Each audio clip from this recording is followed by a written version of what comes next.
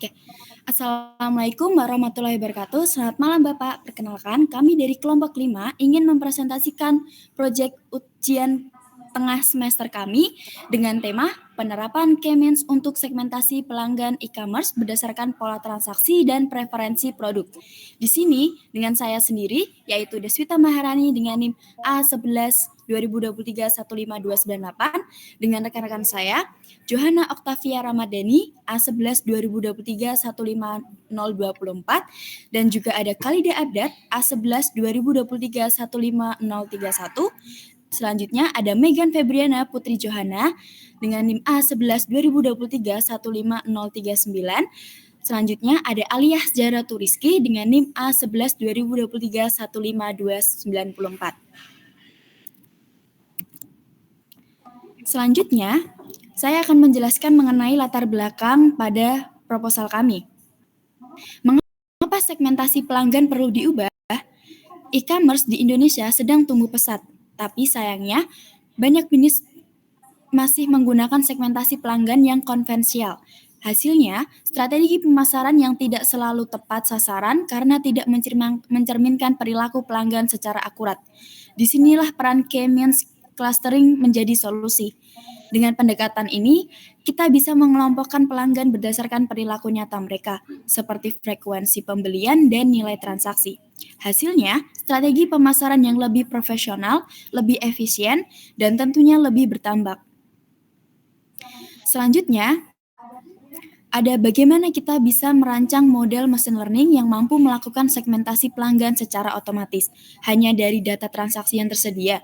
Apa saja karakteristik utama dari setiap segmen pelanggan yang muncul, dan bagaimana cara bisnis memahami serta menginterpretasikan setiap segmen itu untuk mendukung keputusan strategis.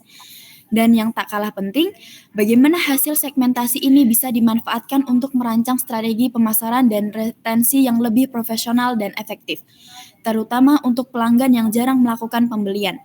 Lewat penelitian ini, kami ingin menjawab ketiga pertanyaan tersebut dan membuktikan bahwa data bisa menjadi alat ampuh untuk mendekatkan bisnis dengan pelanggannya. Selanjutnya akan dijelaskan oleh rekan saya yang bernama Aliyah Zahra Turiski. Baik, di slide ini menunjukkan bagian state of the art atau SOTA dari data yang kami analisis. Terlihat bahwa penelitian ini dengan topik ini secara konsisten memperoleh rata-rata kutipan yang cukup tinggi dan stabil, yaitu berkisaran antara 7 hingga 8,5 kutipan per tahun pada tahun 2023. Sayangnya, data untuk tahun 2024 belum tersedia sehingga belum bisa kami tambahkan. Namun, jika kita perhatikan grafik average citation per year di sebelah kanan, tampak ada penurunan dari tahun ke tahun. Perlu dicatat bahwa grafik ini tidak secara langsung mencerminkan penurunan minat atau relevansi penelitian, melainkan bisa jadi karena adanya pergeseran fokus ke tema yang lebih baru seperti RFM atau resensi frekuensi monetary, atau penggunaan pembelajaran mendalam seperti deep learning. Artinya, meskipun kutipan menurun, ini belum tentu berarti topik kehilangan signifikansi, melainkan komunitas riset belum mulai mengeksplorasi pendekatan yang lebih mutakhir. Selanjutnya, di slide ini masih membahas bagian state of the art dengan fokus pada manfaat algoritma K-means. Dari analisis visual pada peta jaringan, kata kunci di sebelah kanan, kita bisa melihat bahwa K-means berada di posisi sangat sentral. Hal ini menunjukkan bahwa algoritma ini digunakan dalam berbagai konteks ilmiah. Beberapa bidang yang paling sering diasosiasikan dengan K-means antara lain adalah analisis data, pengenalan pola atau pattern recognition, pemrosesan citra, serta isu-isu kontemporer seperti penelitian COVID-19. Selain itu, K-means juga sering digunakan dalam permodelan lingkungan dan metode berbasis logika fuzzy maupun sistem hybrid. Dari sini dapat kita simpulkan bahwa K-means bukan hanya populer, tapi juga sangat fleksibel dan relevan untuk berbagai macam domain penelitian ilmiah. Berikutnya, kebaruan. Bagian ini menjelaskan nilai kebaruan atau novelty dari penelitian yang kami lakukan. Fokus utama penelitian ini adalah penerapan machine learning, khususnya untuk segmentasi pelanggan e-commerce berdasarkan data transaksi. Yang membuat pendekatan ini unik adalah bagaimana kami mempertimbangkan karakteristik perilaku konsumen lokal di Indonesia. Hasilnya, kami berhasil mengidentifikasi 4 segmen pelanggan yang sangat spesifik, yaitu pertama ada local premium buyer atau pelanggan setia dengan nilai belanja tinggi, kemudian ada impulsive trend hopper atau pembeli yang cenderung spontan dan mengikuti tren, yang ketiga ada seasonal big spender atau pembeli besar yang aktif di waktu tertentu saja, dan yang terakhir ada budget one timer atau pembeli hemat yang hanya bertransaksi satu kali.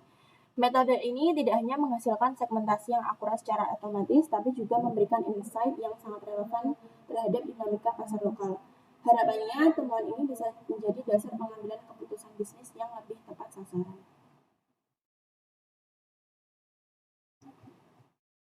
Selanjutnya, peta jalan penelitian.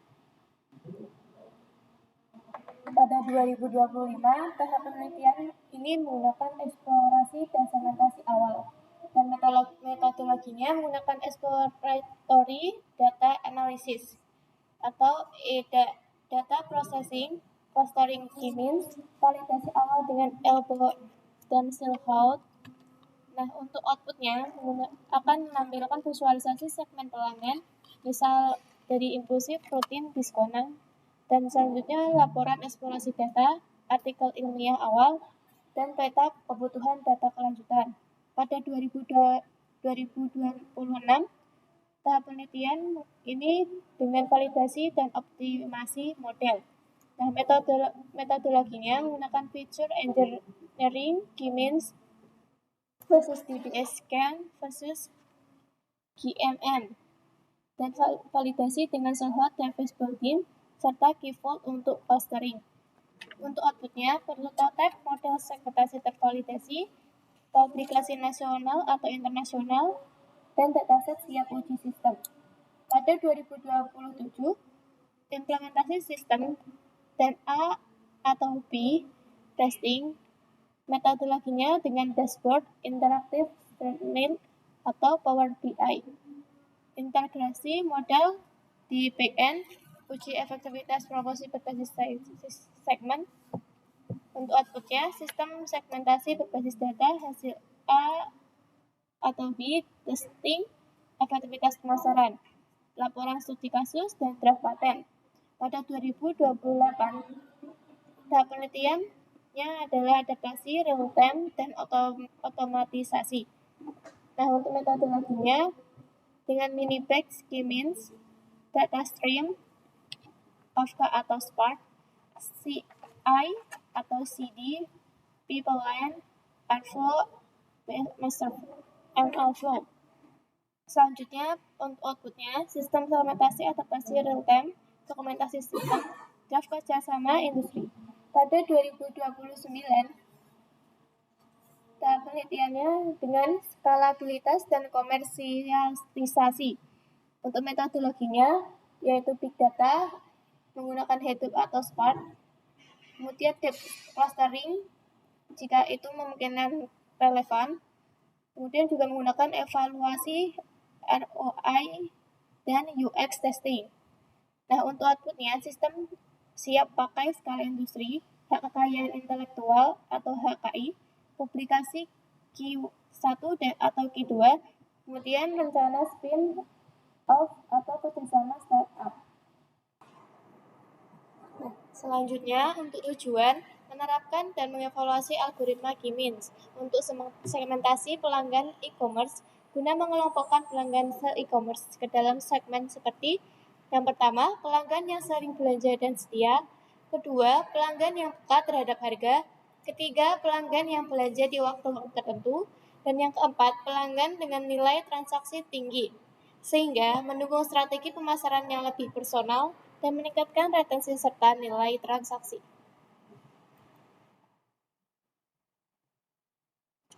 Baik, selanjutnya adalah untuk dataset. Kami telah melakukan proses pengumpulan data dan juga eksploitasi terhadap platform e-commerce yang menghasilkan 4 tabel. Yang pertama ada tabel produk. Di sini sendiri ada 32.951 record. Kemudian di tabel order ada 99.441 record. Di tabel customer ada 99.441 record, dan terakhir ada di tabel order items itu ada 112 12.650 record. Kemudian ini merupakan proses segmentasi pelanggan menggunakan algoritma K-means. Yang pertama, kita mulai dengan pengumpulan dan integrasi data. Kemudian ada pra-pemrosesan. Di pra-pemrosesan data ini sendiri kita melakukan pembersihan data seperti menghilangkan missing value, kemudian data duplikat, kemudian menghapus outlier. Dikarenakan di sini melakukan segmentasi terhadap pelanggan, kita juga menghapus outlier berupa data yang transaksinya dibatalkan. Kemudian kita juga mengatur format waktunya menjadi datem dan melakukan pembersihan data lainnya. Kemudian setelah itu kita melakukan standarisasi data menggunakan standar scalar. Setelah itu kita menentukan jumlah klaster menggunakan metode elbow. Barulah kita modeling menggunakan algoritma K-means.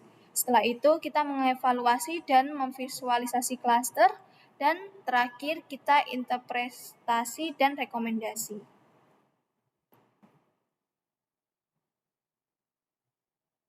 Kemudian ini adalah proses kerja algoritma K-means. Pertama, kita tentukan dulu mau dibagi jadi berapa kelompok atau klaster, misalnya di sini 4. Lalu sistem akan dipilih titik tengah atau sentroid. Setiap pelanggan yang akan dihitung jaraknya ke titik-titik tersebut, mereka akan dikelompokkan ke titik-titik terdekat. Proses ini terus diulang sampai semua pelanggan tetap berada di tempatnya dan nggak pindah-pindah ke kelompok lainnya. Hasilnya kita dapat segmen seperti pembeli loyal, pembeli impulsif, pembeli musiman, dan lain-lain.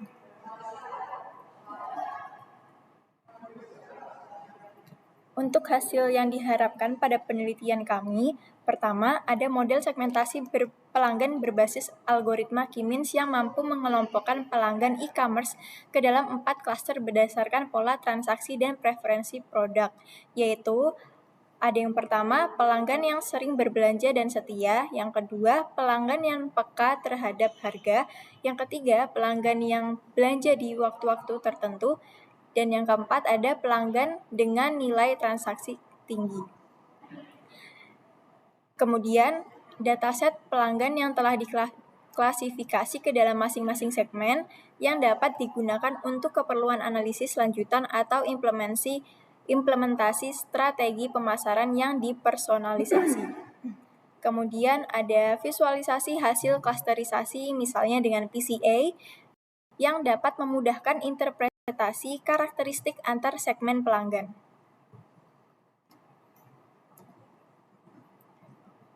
Kemudian lanjut yang keempat, ada rekomendasi strategis berbasis data untuk mendukung pengambilan keputusan dalam kegiatan pemasaran e-commerce seperti penyusunan promosi berdasarkan profil pelanggan, strategi retensi untuk pelanggan loyal, upselling pada pelanggan high spenders, dan program reaktivasi untuk one-time buyers. Dan yang terakhir ada kontribusi akademik dalam bentuk penerapan teknik data mining pada domain e-commerce yang relevan dengan studi informatika dan ilmu komputer, khususnya dalam konteks machine learning dan analisis perilaku pelanggan.